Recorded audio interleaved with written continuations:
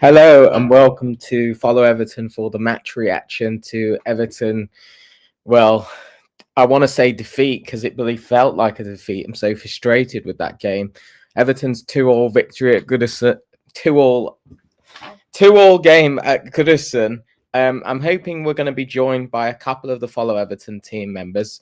Sorry about the delay in getting this stream on. There was some technical difficulties.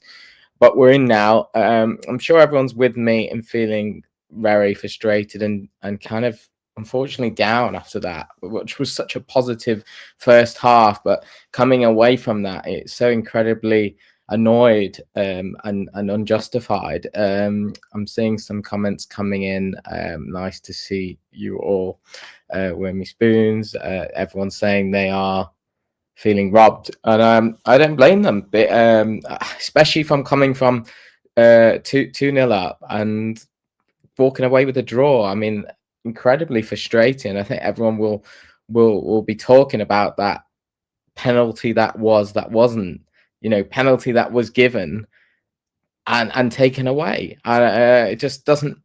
It beggars belief. I'm gonna have to start with the penalty, aren't I? Because it's the most critical and most frustrating part of the game. But Ashley Young is going to strike the ball. He's going to get to the ball. The ball is coming to his path.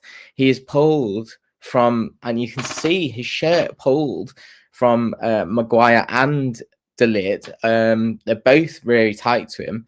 And he goes down, and the ref thinks a penalty.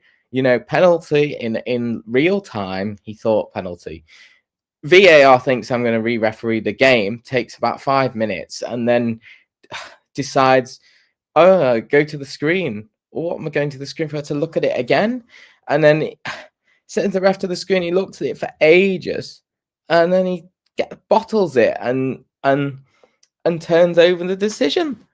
I just don't understand it. How can that not be a penalty? How can that be defined as clear and obviously wrong when he has his hand on his shirt and he ends up on the floor, unable to strike the ball and put us 3-2 up? It's so frustrating. I mean, that doesn't even start with it. The game was topsy-turvy. Everton, after we were 2-2, I was dreading coming on this stream. Only the 3-2 penalty issue has kind of riled me up even more, because I just felt we just fell apart in a way. And I think the game from about 60 minutes in just kind of got away from us. And you could really see that we were going to head down and concede that second goal once the first one in, which was so disappointing. And so frustrating to watch, not being able to do anything about it. Let us know in the comments, what did you think? I think most people will say that should have been an Everton penalty. I know we're all Everton fans, so there is obviously an element of bias involved in the decision, but for me, it's a penalty. I'll be intrigued to see. I mean, the pundits aren't watching the match thought that it would have been a penalty and should have been more of a penalty than not, especially once it was given. I mean, I think McCoist he said you can see why it's not given, but he would have given it, and he thought it was a penalty at first. So I just don't understand it. But yeah, I can see there is a lot of discussion in the comments about the referee. It's a shame that the game has come to this, but we will have to talk about the referee and the game instead of the actual performance of Everton, which in the first half was exceptional.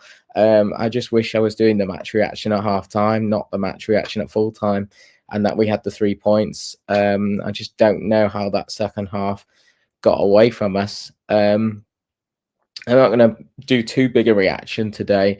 I'm hopefully going to get at least somebody who's been to the game to drop on. It might be Ryan, it might be Steve, but maybe I think Steve might be driving. Maybe Ryan will drop in and Mabsy, but see what their reaction is. I can imagine the kind of frustration, the kind of anger within the ground. There was a few decisions in that second half where the crowd were against them, and the ref got them right. But there was also a lot of decisions where I felt frustrated and felt like the ref got wrong, or he would give yellow cards away for absolutely nothing, and then we'd do something, we'd get fouled, and there would be no yellow card. I don't know why he had to make the ref all about himself again in that second half. It just like the game changed. It was almost like 60 minutes in, the game changed. They made a couple of subs. The ref started playing for Man U, and then it was like that was it. I mean, I was surprised he gave the penalty because he was giving everything to United in that second half. And then to overturn it, it's just kind of typical. I did think who the hell was going to take the penalty. I was a bit worried because it's probably better, I suppose, but he's not got the best record. I think he missed one, maybe scored one. I was a bit nervy about who was going to take it, but we never even got that far, so that was not relevant. Yeah, very annoyed to come away with that, and it's inevitable that we hit onto the negative elements. Because we threw away 2-0 lead, and the ref was a disgrace in that second half. So yeah, I'd be interested to see what the VAR said about why it was advised to go for an on-field review. I don't know why that. I don't know why all the VAR decisions in that game seem to take forever. Everton's second goal, the one where Everton won about 6 duels to somehow find a way of getting that into the net. They seem to want to check every single instance and find something they could do to rule it out. It took about 3 minutes. I saw it at about 30 seconds. It could have been ruled in straight away, that goal. It was clear he was onside and he wasn't interfering. I just don't understand why things are taking so long. I get they want to make the right decision, but then they're not making the right decision, as we've proved with the penalty. So I don't know. It's one of those, isn't it? It's really annoying. We used to have these years ago where you come into the match reaction and say, "Oh, that should have been this and should have been that." There was no VAR, but with VAR, you just expect they should get the right decision, and unfortunately, they haven't done today. And that's going to be the talking point of the game, and nothing else really. It did become a bit of a end-to-end game, and I think both sides would have probably taken golden goal in a way, next goal winner, because both sides looked like they were going to find possibly a goal near the end. I'd like to go through the game a little bit more and trying to break that down, but I'm just wondering whether anyone else is going to be coming on so I can get their reaction and not interrupt it. Jan's on our group chat saying his copyright friend says it was a penalty, or should have been a penalty. I don't think many people would dispute it. It had to be a penalty. So yeah, I think let's go through the game a little bit. I thought Everton played really well, started really well. The lineup was pretty much the same as we played at Palace, but with just the decore change, which I can't really argue with, even though Alcaraz got the goal and the assist last week. I did feel like decore would come in for this physicality element, for Goodison, the second balls, and I think it worked. I think Everton smothered United in that first half. United just couldn't live with the physicality and the aggression. So, I mean, a positive point of view, Everton just didn't let them settle. You play like that in any game of football this season, you will have a good chance at getting at least a point, if not 3. That's the foundation to play off. And United look incredibly shaky, and I've not seen that much of United this season, and they were worse than I thought they were going to be. Having watched them over the years, they've had sort of up and down seasons, but generally they've always come to Goodison and played quite well. And we've struggled to beat them in previous years. So yeah, I mean, Everton were very aggressive. The first goal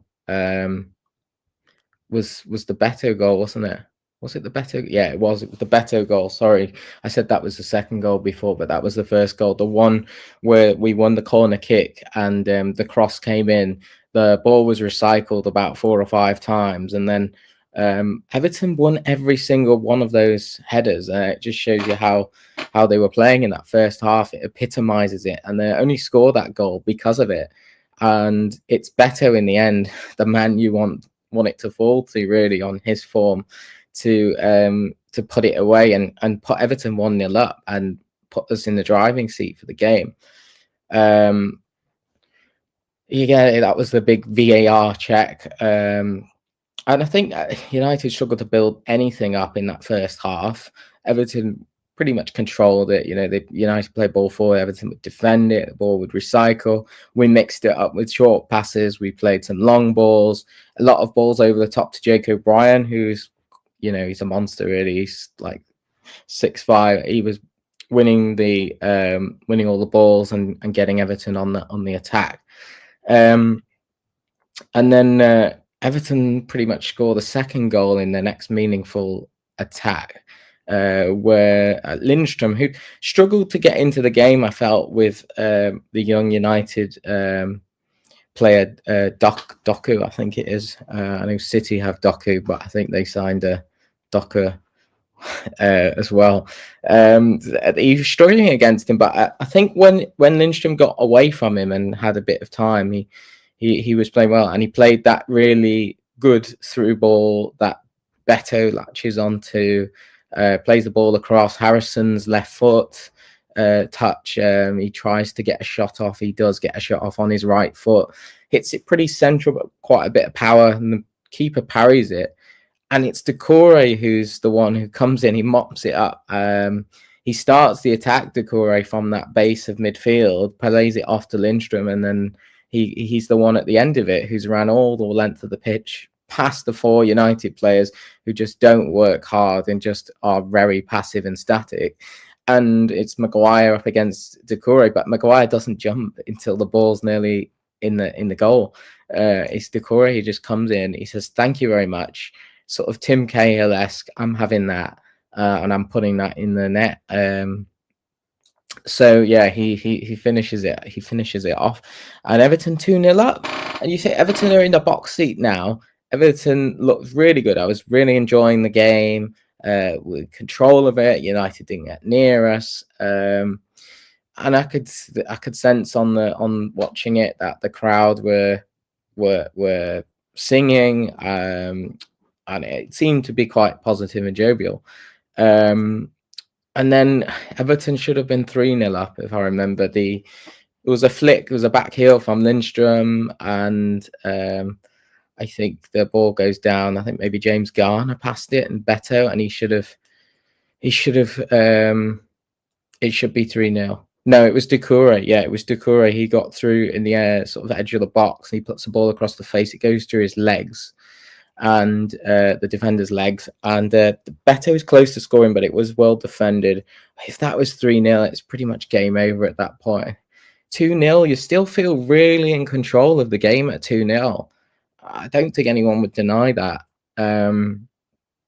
So anyway, yeah, so it was and then I think maybe second half was Everton came out. I'm not sure. The chance I've kind of got in my mind was the O'Brien cross to Doucouré. He side foots. It's a decent attempt, but it's saved by the keeper. I don't know if that was just before halftime or just after, possibly. But obviously, second half, 2-0 up. He said, "More of the same, please. Keep being aggressive." Everton, they started okay. United didn't really look much better in that first 10 minutes, 15 minutes of the second half, in my opinion. It was pretty much a continuation of the game. And it was only really when the subs came on that Everton changed it. And I felt like Bruno Fernandes was always going to be the key man. If he doesn't play well, they don't play well. I think so. He's always a danger man for me. And he gets moved back. Casemiro comes off. He moves back into that deeper role. and he's just a lot more composed than the others really are dealing with Everton in the press. And I think Everton started to tire a bit. Fernandes is getting on the ball. He's playing passes. United are getting up the pitch. And Garnacho comes on. Another one of the, I would say he's one of their better players. I don't understand why he didn't start the game. He's the one I would be fearing moving forward, taking our defence on. And he looked dangerous, and he went a free kick. And I think this was in the pattern of the game at the time. I think the ref starts giving away. He starts giving away free kicks willy-nilly to United. Little touches, free kick, little touch, yellow card. And I think it was starting to get frustrating for the Everton players. You'd see them getting near the ref, especially. And Maguire made a bit of a nasty challenge. The ref just gave a free kick, no yellow card. You see Tarkowski, you see Garner, who'd just been booked for something very soft for a first foul of the game after 60 minutes. And things start to go against Everton, I felt. I was trying to get a bit frustrated. And then, yeah, the free kick. They win the free kick. And it hits Decore, I believe, from the free kick. If I remember it. His arm is a little bit outstretched. Can sort of see he's turning. I think he's turning to kind of not get hit in the face, but his arm is up, and it is another free kick. And at that point, the free kick's very close to the box. And you think it's possibly a little bit close in, but it's probably ideal range for someone like Bruno. And the big Everton wall, he could only really go one way from that distance, and he does it superbly. You can't fault him for that. But Pickford, I don't know if he can get it, but he'd already shifted to his right, so he was never going to reach it. Maybe if he'd stayed more left, said let the wall do the job. If the wall doesn't, then it's the wall's fault, and just make sure you cover that side. But he doesn't cover that side. He takes that risk, and the quality of Bruno Fernandes, he just puts it in the corner. That's 2-1. And I think 2-1, you're thinking, this isn't good. Nervy finish, 20 minutes. You're fearing the worst a little bit. But Everton didn't look like completely out of control of the game. We made a couple of subs. I think they came on maybe. Ashley Young had come on by that point because Ashley Young had come on because Lindstrom went off injured. I don't know how much that played into the game generally. Probably not that much. And I think United get the second goal before the changes of Alcaraz and Irabugam. I think Decore starts tiring, and I think those changes were coming back. That was just after United's second goal. Which, if I remember right, is a corner kick. It was a corner kick on the ball. I can't remember exactly what happens, but the ball comes out to United player Ugarte. I think, was it a free kick actually? Yeah, I think it was a free kick, and it went in, and Branthwaite was down on the ground. I think he slipped. A couple of players go down. The ball gets headed. It lands near Ugarte, and he just kind of slices through it, and it's quite a clean contact, but it goes in that left hand corner. It reminded me incredibly of the Arteta goal that he scored. I think is it 3-3 at Goodison maybe 15 years ago in the Moyes game to make it 3-3. He kind of got the ball on the edge of the box and then sliced it, and it went in the corner. It kind of reminded me of a reverse of that. But it's a good strike, but we weren't there. We didn't block it. We weren't close to it. I felt like United got the luck of the draw when it came to that last 30 minutes. The decisions, the things just seem to go against Everton generally. It's probably the biggest thing. Obviously, was the penalty at the end. Let's see what I've wrote down about the penalty, but I just put you need to stop Garnacho and Bruno Fernandes, and we just didn't. It was incredibly frustrating to watch from afar. I could see that second goal was going to come. It just felt like it was going to come. We just lost control of the game. And then, Everton still look a threat generally. It does look positive and the confidence is there, but I think things were tailing off a little bit. Everton getting more tired. United had subs, even though they're pretty much kids. They had subs with energy, and they had the tails up after going the 2-1 and then 2-2. And I think the game was getting away from us. And I think against the run of play a little bit was our sort of half chance, and then the chance that should have been a penalty, we feel. And that kind of takes us to pretty much where we're discussing about the penalty. And I know Ryan's in the wings now. We've kind of been through the game, and we'll get Ryan, are you with us? Are you signal okay? I don't know whether the signal will hold. Seems okay. It won't hold. I imagine you're a very frustrated Evertonian coming out the ground. Yeah, for a number of reasons. I think it's a shame we're fixating on refereeing. Can you hear me okay? Yeah, no, it's fine. It's a shame we're fixating on the ref when actually we surrendered a very comfortable 2-0 lead to a side that offered very little until 75 to 80 minutes in the match. Yeah. I think it just added insult to injury. It definitely feels like a loss. And the refs were determined. They got what they wanted, which was a United result. The fact that he came from Manchester is not good, is it?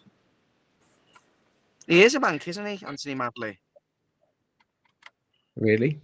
Sure, he's from Manchester. Well, it wasn't Andy Madley, was it? Who's that? It's my dad. It wasn't Andy Madley, was it? It was Andy Madley. People won't get that private chat.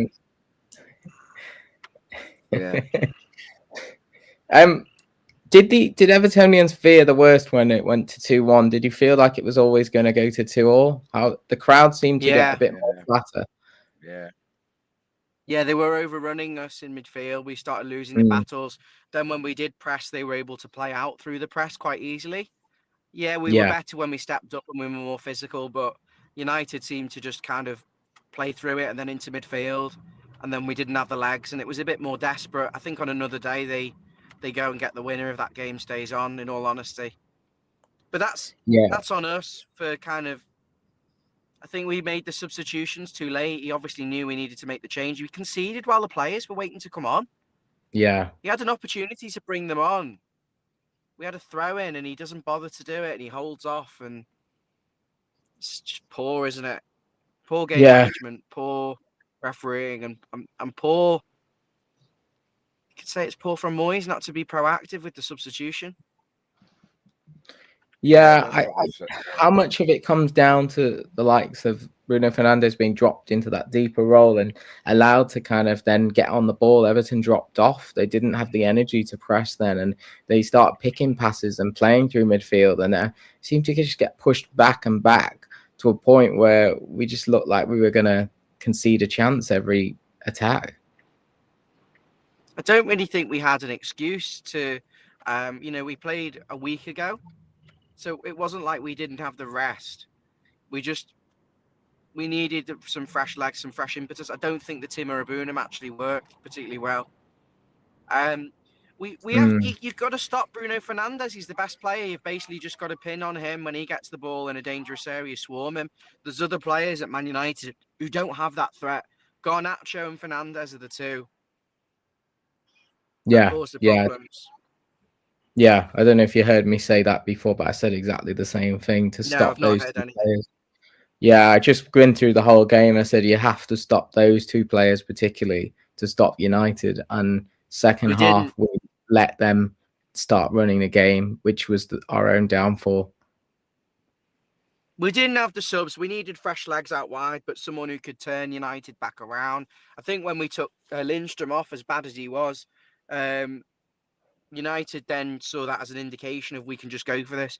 And Beto was trying to battle for it, but At the same time, though, David, Decore missed a chance, like a half volley. Beto missed a header.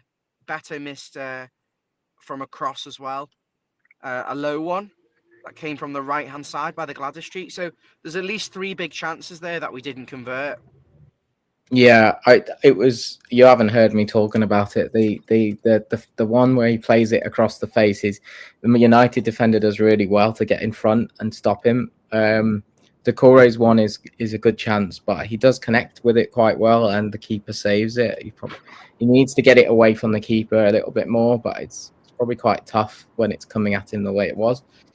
But yeah, we did have chances to score. Everton really did look good. I think you would agree from being at the game that the crowd were up and it felt positive in that first half. Everton did not let United breathe. But it's just so disappointing to get up to a 2-0 on that basis and then just throw it away.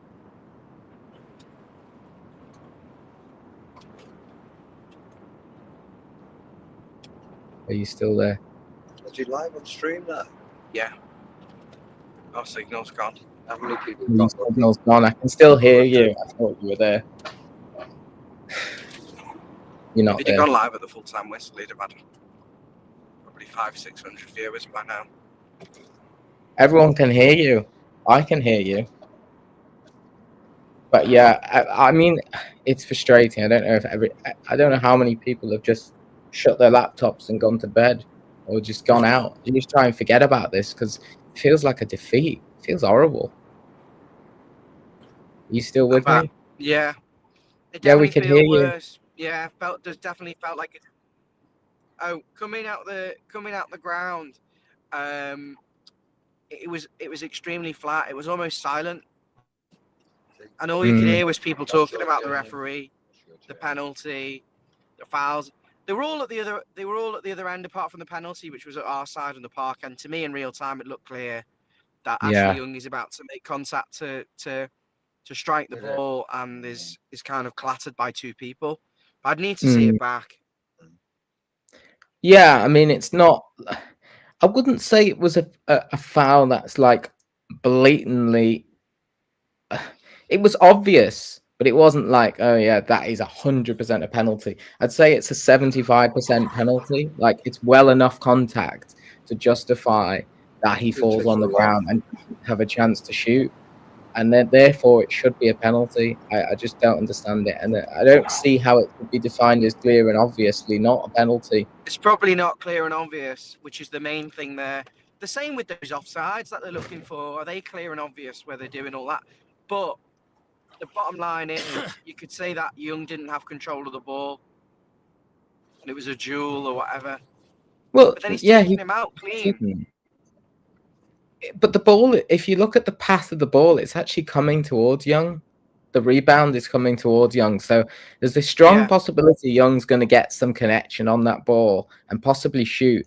So if he comes down, then if he falls down, then it has to be a penalty. Hang on. Got an idiot driver behind me. I know what Peter Duggan's saying. He's saying it's a shirt pull is 100% penalty, not 75%. I'm only saying it's 75% because the way that the motion happens is not like a yank, like it's like tugged. It's like a sort of pull, but it's not like a blatant, here you go, shove you to the ground sort of thing. But it was a penalty. There was no doubt. It was very frustrating.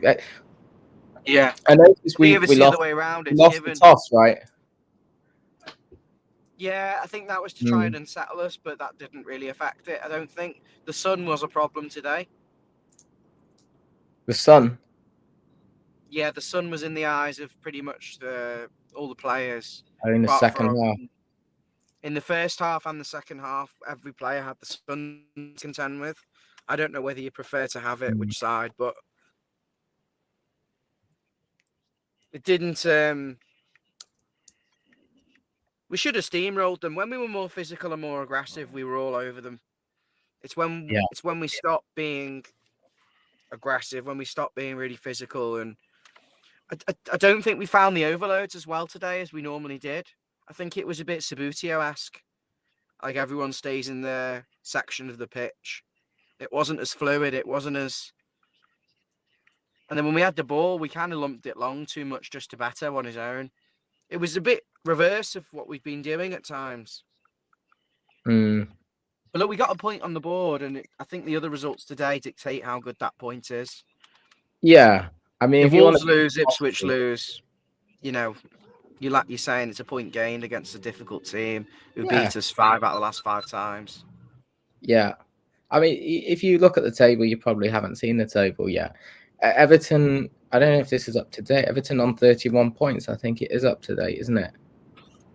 Yeah, they were on 31.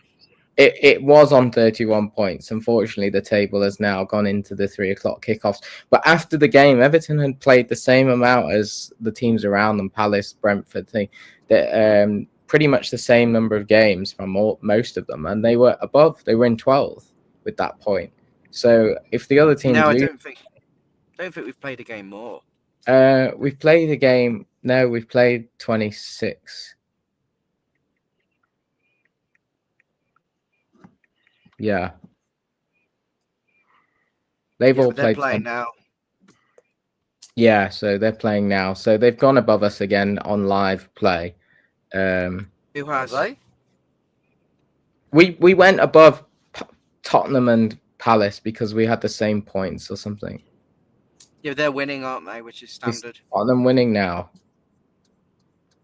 Is that what's happened? Because I'm not keeping tabs on it. Yeah, they're winning 2-0. They're beating Ipswich. That's why. So we were above them before kickoff, but anyway, as you say, you've got to judge it after the 3 p.m.s and everything. So, yeah, I can't bear to look at the results of the other teams now because it just, I just want to bury my head after that because that was so to play so well and to be so dominating and then to not win after being 2-0. It must feel different on TV because I felt like we didn't get out of first gear. No, we were good. We didn't need to. United were poor. They didn't really turn up. They were passive. They let us win every ball. You could just win. We win a lot of balls high up with good pressing. Ghana Gay was winning everything. And like if you win the ball high up, it only takes 2 passes and a couple of players in the box to kind of make a corner or get a goal. Yeah, turnovers. It was quite effective. That's what we stopped doing this season. Well, that's what we did well last year. Turnovers, robbing the ball off teams high up, prying for mistakes. Yeah. I'm going to have to go out in a minute because I've meant to have been somewhere half an hour ago and it's a half an hour away. So I'm going to be an hour late.